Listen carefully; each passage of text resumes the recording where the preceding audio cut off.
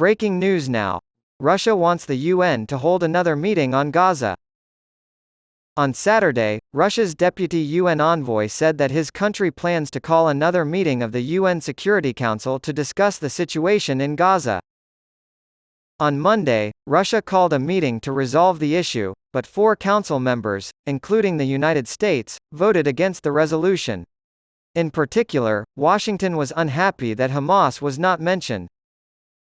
We will unquestionably call for a fresh session of the Security Council. Dmitry Polyansky, Russia's deputy permanent representative to the UN, said, "As practice has shown, no one else but us dares to do so." He did not provide a date for the meeting, even though Russia is one of the 5 permanent members of the Security Council.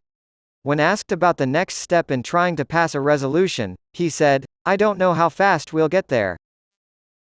He made these remarks during an interview broadcast on Solovyov Live TV.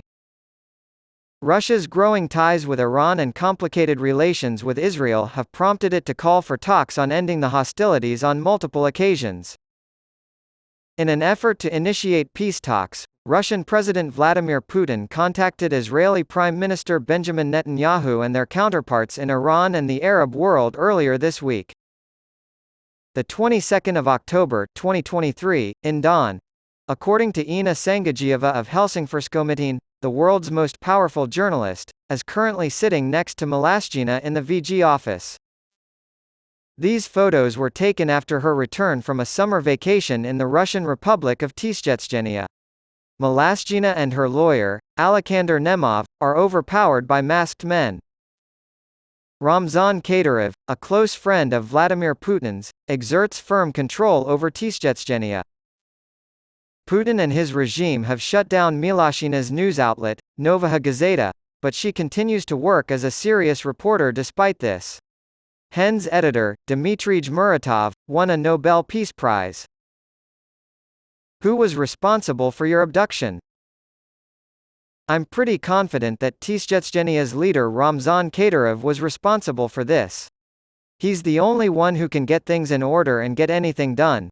The authorities despise me because of my frequent articles in the newspaper.